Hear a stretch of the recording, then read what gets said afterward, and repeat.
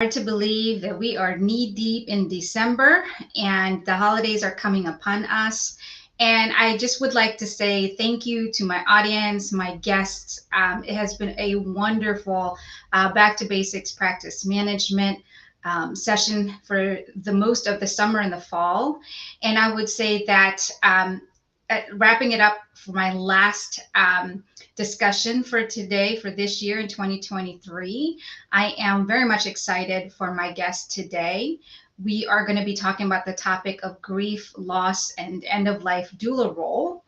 And I could not think of a better, most excellent guest that I could have with me as the founder and CEO of Legacy and Hope. She is the subject matter expert, in my humble personal opinion. She has so much care in this area and knowledge and expertise. I came across Michelle Thornhill through IAW in the Philadelphia chapter, and she has had well over 20 years of experience in bereavement care and really a desire to share proven coping strategies and an evidence-based action program to help individuals move beyond the pain that comes with grief and loss. She was also featured in the Time magazine in Top 100 Photos of 2022 as the End of Life Doula. Michelle Thornhill meets with her client, Estelle Stackhouse. She was in an article at Time at Stackhouse home in Philadelphia on January 19th. She also is the vice president of the National End of Life Doula Alliance, where she has served as a member of the board of directors since 2020. An instructor for the University of Vermont's PACE End of Life Doula Professional Certification Program, a collaborator with the University of Alabama Embodiment Communication and Health Living Justice Project, a committed member of the Advisory Board for Girls Leading Africa, and a member of the Advisory Council for Greater Hope Medical Center. So as you can see, she is well-rounded, versed, very much experienced in this area. And without further ado, I am going to bring her along, and we're going to start with this discussion because I do think that, the holiday is one of those poignant moments in our lives where, it can be very sensitive. It can be challenging, and it can be at times where, our tears could be joy, could also be, a recent loss that we are really feeling that gravity of the loss and the grief. And so I want to have that discussion so that, we bring into the holiday not only merriment, but the coping skills that you need in order to be able to navigate that rough waters that you're experiencing. And I hope that this session will be most beneficial to you this day and beyond. So without further ado, I'm going to bring Michelle Thornhill to our discussion. Michelle, did I capture all of your plethora of experiences? Oh my goodness, I feel like the novice person here, just, with all the background that you have, but I am most grateful of your expertise. So please let me know if I missed anything or I misspoke or anything like that. No, I think you captured it rather well, Sharon, and thank you so very much for having me today to be in conversation with you about some really important topics, especially around this time of year. I totally agree. Totally agree. And part of my, this is my own naivete, right? I have been in healthcare for, oh my goodness, for as long as about 15, 16 years, but I still find myself learning something new. The role of an end of life doula, my association with that has been, more of like the birthing or, help of either a midwifery or a doula that, birthing doula that comes with, helping pregnant moms deliver their baby safely, or going through with them the whole journey. I have not come across what is an end of life doula, what is their role. As I was researching and as I was learning, it's really fascinating. So can you elaborate a little bit of that role, and where does that that particular resource and that role help with the process of grief, loss, and even family members? Wow, that's a really good place to start. And let me just say that when it comes to the title of an end of life doula, just like you mentioned, midwife. So there, we have a couple different titles that we go by, and my preferred is end of life doula.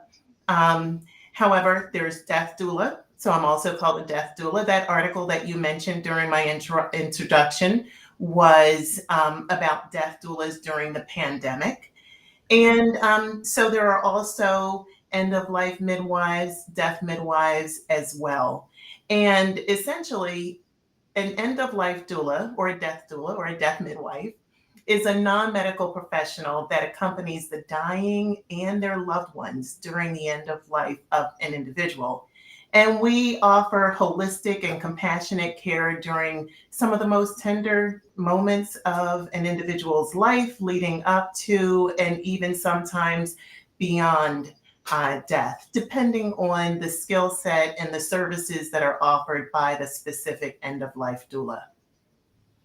So there's like, if I'm hearing this, is that there is a specificity of their services, not just the generalized, yeah, grief and loss that you would require to have the assistance of an end of life doula. Did I hear that correctly? Yeah, because when it comes to end of life, they're all unique, just like we're all unique individuals. And so it's not a medical issue when it comes to someone dying. It's a normal and natural thing that the body does not live forever. So, and each person passes in a very unique set of circumstances. So when it comes to the role of an end of life doula, being able to assist a family or an individual, we really cater to those specific needs of the individual.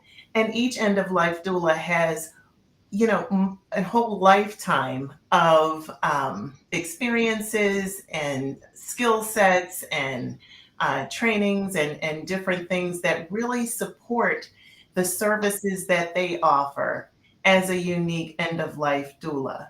So we have some end of life doulas that come from the medical profession. We have some that come, well, from all walks of life, really. Um, and final arrangements, end of life care, such as hospice. So, really, an end of life doula has existed since the beginning of time. There's always been someone available and someone willing to be bedside when someone is passing or to be with them during a transition. Someone in the community that's willing to be there. And in all cultures, this role exists. So you hit, I hearing 2 points sort of in my mind as I'm listening to you. But before we get to that though, let's backtrack a little bit, because I think that the topic of just grief alone and loss.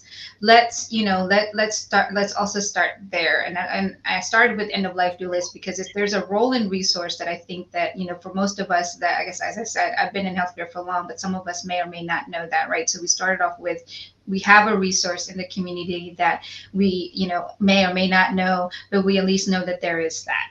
So now let's take it to, the actual grief and loss process, because for many of us, our grief and loss could be relatively new. When I say new, I mean it could have been last month to a couple months, things like that.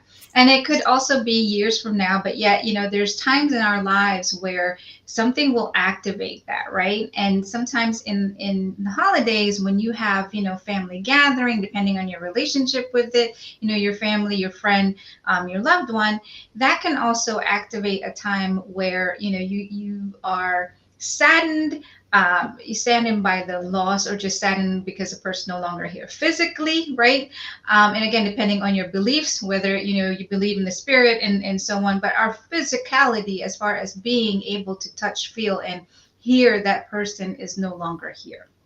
So, Yeah. what is your, what kind of best practices, or what is, at least from, someone that is dealing with a grief and loss, whether it's new, whether it's 5, 10 years, what should be the first thing, aside from, I think I always find that that sigh, you make that big enormous sigh just as a start, to let your feelings out. And I don't know, again, there's no right or wrong, but also just to meditate on, and reflect those great times that you've been with that person. Is that something that you can at least get a start, to feel the way how you felt about this person not being here? Oh, yeah. Well, let's just say everybody's reaction to grief and loss is unique, right? It's different. So when it comes to death, death is the biggest loss that people experience. But as an advanced certified grief recovery method specialist, I can say that there are 40 plus different types of losses that an individual will experience during their lifetime.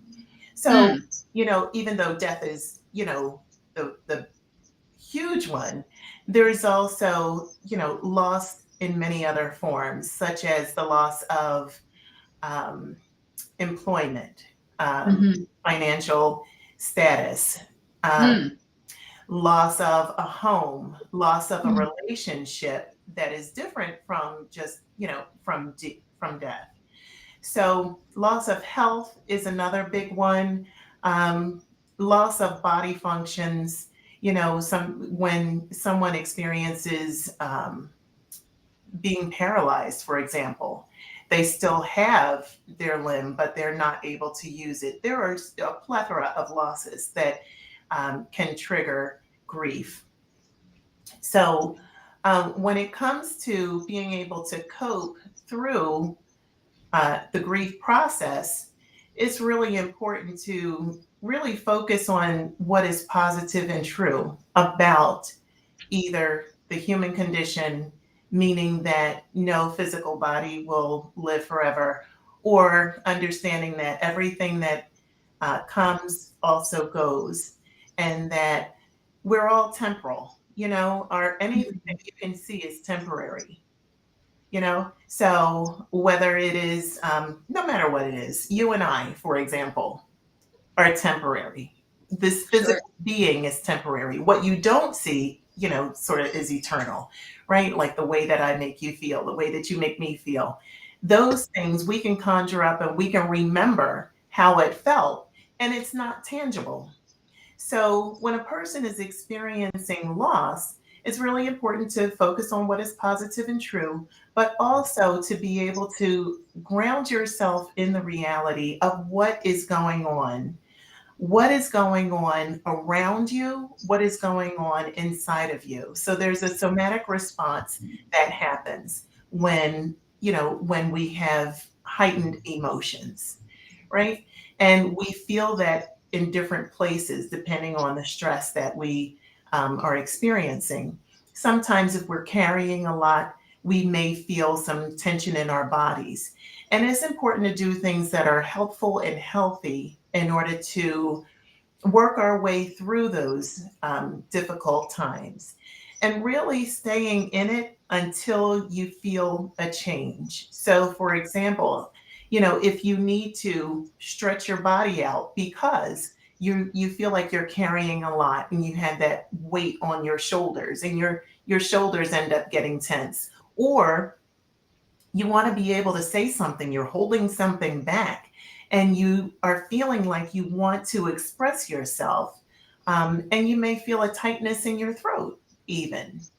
And being able to physically massage your throat, being able to drink something warm, being able to take the time that is needed in order to um, assist yourself with that degree of imbalance that you feel is really important.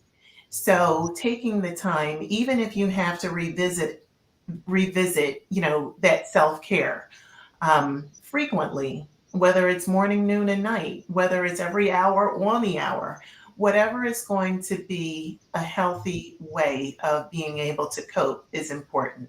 And if you feel like you are being triggered by different stimuli, for example, the news or interaction with a specific person, then it's important to limit those occurrences when you're going to be stimulated negatively. That's really interesting what you said, and I really like this part that you put out as a call out, as a highlight. So we know that from a human being's perspective in our lifetime, we know that what is certain for us is that, the birth of us as, as human being here in earth, and death being the certainty, right? As in the physical that we talked about before. But what I found interesting, what you mentioned, is those times of ebb and flows in our life where there are actual losses, and we don't, we don't, I don't think, and again, this is my humble personal opinion, I don't think that we actually sometimes place emphasis that they're actual losses, right? We kind of sometimes will attach that loss to a word failure, right? Because it didn't quite work out the way we wanted to, but yet it's still it's a loss, not necessarily a failure, right? I just wanted to kind of call that distinction out, in the sense that we experience losses, but we don't label them as losses, versus more like we failed as a person. But that shouldn't, in my mind, I think that failure may need to be reframed in a sense of that it's a loss, right? It's a loss that happened, and it could potentially be, there might be some association to failure, but I wouldn't necessarily say it's a failure, because there are some circumstances, to no fault of anyone's own, uncontrolled by external environments, uncontrolled by, again, another human being's actions and behaviors that you have no control over. Things that are losses that you mentioned, for example, during the pandemic, we all had no control of not being able to go into a building to go to work, right? Other than those essential workers that are required. That is a loss. Yes, absolutely. That it's not a failure on your part. It's more of a loss, because it was everyone, publicly speaking, from a public health safety, everyone had to be quarantined in their own homes and whatnot, right? So those are things that human beings were thrust upon in uncontrolled circumstance. And yes, it was a loss. It was a loss of income. It was a loss of, some revenue generating to some instance, but it was also a loss of, what your routine was. You got thrown at a very different in a frame of where you were now home. Like, for the most part, every one of us was out and about. We all know we had to be at the work, depending on your work schedule, day, afternoon, graveyard shift, whatever that is. You had a destination. You had somewhere to be. And so those things, in terms of that, are lost. Interestingly enough, I also want to, the call of financial, right? There are some contributions that we as human beings create in our own situations that will propel to a loss, but sometimes we put it in the sense of that we failed as, we failed at what we're doing. We also have to think about that was a loss, and acknowledge it as a loss. And then it's the question of, Michelle, is this, what do we do next? And I think that's the interesting part here as we're going through the conversation, is what's next? How do we, create that what next? Sharon, you touched on so many good points. I don't know where to start, but I think I'm going to start with loss. What is loss? Loss is the break or end in a familiar pattern of behavior. So if you're used to picking up the phone and calling someone every morning, or if you're used to having, dessert after dinner, or if you're used to doing any number of things, getting in your car and going to work, every day, and there's a break in that familiar pattern of behavior, you're going to experience loss. Right? Something's going to be off. You're not going to be able to put your finger on it sometimes. And sometimes it can seem like something that is positive actually creates a loss experience for you. For example, someone that retires, Yeah. or, right? Or we all started working from home, or the situation like the pandemic without being able to go out and see someone at the grocery store and smile at them, and for them to know that you're smiling at them because you're wearing a mask now. So all Right. of those things are losses. That's number one. But then our response to situations can cause damage. So for example, if you know, if you didn't understand that, okay, this is loss that I'm experiencing. And even though I can't do this, I'm not going to get stuck in the muck and mire of trying to rationalize that I can't do that. Like, I'm not going to get so upset about that I can't do that and get so focused on what I can't do. Instead, really looking at what is positive and true and what I can do with the situation that I'm currently in, really focusing on the reality of situations and truly what really matters, right? What Yes. Yes. really I totally matters when agree. we have experienced something devastating or something that throws us off a little bit. Sometimes we have found, and you've probably seen some of these TikTok videos, especially when we were at the height of the pandemic, people going Right. back to the refrigerator, opening it up. They're just creating this new pattern of behavior Right. because Right. they don't know what to do. Like, I'm not thirsty, I'm not hungry. It is my habit that I am, yielding to. But when we look at what we call in the grief recovery method, STIRBs, which are short-term energy relieving behaviors, we Hmm. understand that some of those short-term energy relieving behaviors is grabbing a cookie, or Right. going on social media for hours, not Right. knowing where the time goes and just scrolling and scrolling, or, window shopping, shopping, putting Hmm. things in the cart and then just emptying the cart, you know, Right. or sometimes digging a little hole and Yeah. shopping and purchasing Hmm. those things and bringing them home and not Right. necessarily needing those things. So, some short term energy relieving behaviors would be excessive shopping or excessive drinking or any number of things that don't really satiate, but they are just like band aids over, you know, over just a lapse of time that really isn't beneficial. They don't help. Even over Right. Right. exercising is not good for you. Too much of anything isn't good for you. So really Absolutely. getting a handle on some of those behaviors that we use to cope that we think are good that are not really helpful is important. I agree. I totally agree with what you're saying. I think we are all forever changed by the pandemic in terms of the impact and the influence that has happened, all of us in our lives. I do think that, as you keep pointing out on the positive reinforcement, that we have proven, at least I'm putting the generality here, that human beings as a whole and even the workforce as a whole has proven that they can work from home, and the resiliency and the pivot that has happened for some of the businesses. It also shows us that, in spite of our loss, we do come to a resiliency that we recognize once I feel, labeling, as I say, what has happened, what has occurred, and looking at it from, after lamenting and after, you do have to experience all of that and then look at, what strategy. And I know strategy is used a whole lot, but like, in the sense of where am I going to, change at this point, and how do I need to change, and what kind of resource did it go by.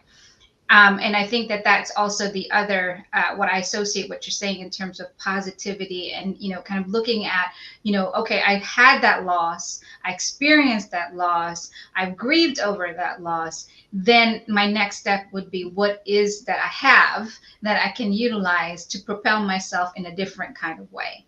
And for some of us, I think we have done that, and we have done that successfully. And for others, I think they're going to come into it in a very different time frame. We're all not in the same. I don't think the expectation is everyone's going to go forward in the same manner. everyone should go forward in the way that they know best and as they know how in the circumstance and situation that they have, because we're not all the same, one size fits all. Having said that, though, you brought up one point about getting back to end of life doula and hospice. Is there a difference between the two? I mean, or is there a very subtle difference between the two? In terms of in the transition process of your loved one between the hospice and the end of life doula. Can you Oh, explain that a bit? yeah, yeah, for sure. When it comes to hospice, hospice is medical, right? So they treat the symptoms that a Okay. person is having. If they're in pain or whatever medical is going on with the individual, they definitely treat that. They have a number of clients that they are tending to. So, um, hospice is also fantastic when it comes to this wraparound group of services that they provide to individuals. My mom called them angels. Oh. Hospice workers, angels, because we did have one when my stepdad was um, nearing death that Mhm. was such an angel to us, to our family and to my stepdad. So, um, when it comes to the services they provide, they will pull in everyone, people to help with music therapy, volunteers. I'm actually a hospice volunteer for Vitas Hospice. Okay. So I'm putting on and taking off different hats at different times, whether it's grief, whether it's end of life services, whether it's a hospice volunteer, but really leaning into the living part of that individual is what everybody is doing, whether it's an end of life doula or whether it's hospice. Now, when it comes to an end of life doula, we call the individual a client because we're non medical. Hospice Mm. will call them a patient because Okay. it's medical. With end of life Gotcha. doulas, it's really that we're a complement to hospice as well.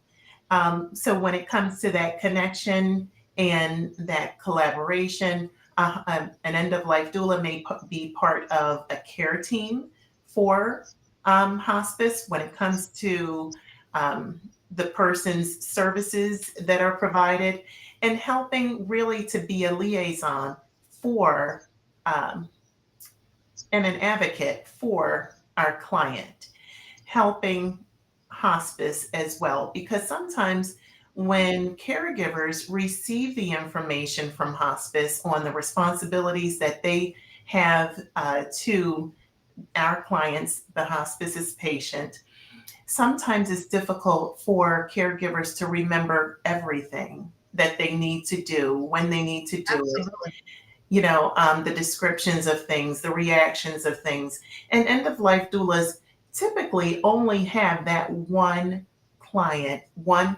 at a time, right? So So we're it's nice and able, focused. Is what yeah, it's nice and focused, and so it's not that you're, it's just different in the way that both services. I feel, if I'm hearing it correctly, it's just different services and the different way of how that transition is being helped and assisted, and that it's a different path, and having to have that focus, I think, is also important as well. yeah, with end of life doulas, it's more comprehensive, Hmm. really being there to advocate for the client and making sure that everything and anything that the client and family needs, whether it's reinstruction, whether it's understanding, whether it's compassion, whether it is something that sort of falls through the cracks that may be nonverbal, also the end of life doula is there to assist and to be able to bridge that gap. So it's really helpful that end of life doulas only have, a number of clients or perhaps even one client at a time to really focus their attention on. Gotcha. So we're nearing our time. There's so much I have to still ask you, but we're nearing our time. So I know there's probably going to be a part two too, if we're willing. So we're going to work that out. But I wanted to make sure that everyone got your information. And if there are any, sometimes there are, offices in doctor's offices that may, from a family member may want to, use your services or introduce, kind of your concept in the sense of end of life doula. How do they get in touch with you? What's the best way? And I will also, repost again your information in the comment when we're done with our session today. Oh, for sure. Well, they can contact me just by going to my website, taking a look around. So my website is legacy and hope.com. Okay. And I think I would love to have a telephone conversation with anyone that would like to reach out to me. And they can reach me at 267-225-2280. And they can also contact me on social media like LinkedIn. You can message me there. And Instagram under _Michelle Thornhill. Well, Michelle, this was such a lot of information. I hope my audience had taken away all the points that we talked about. I know for me, I've taken a lot of many points, and I'm just glad to have you as a resource. So I hope that, anyone that may need your services and as end of life doula, I think is definitely important as we go through life and determining what loss is for us, and how to handle grief and be able to navigate through those rough waters and rough seas when they do come.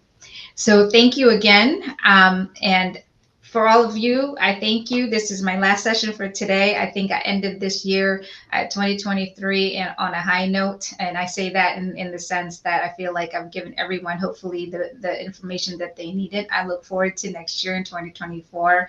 I hope Michelle will be part of us again in 2024. We certainly will have a follow-up again in this topic. I think there's probably another holiday in our lifetime that is such a heightened way where we need to be able to also navigate once again the grief, loss, and help using a end of life doula to help through those times when we need them. So thank you and have a wonderful year, everyone. And I'll see you in 2024. Take care.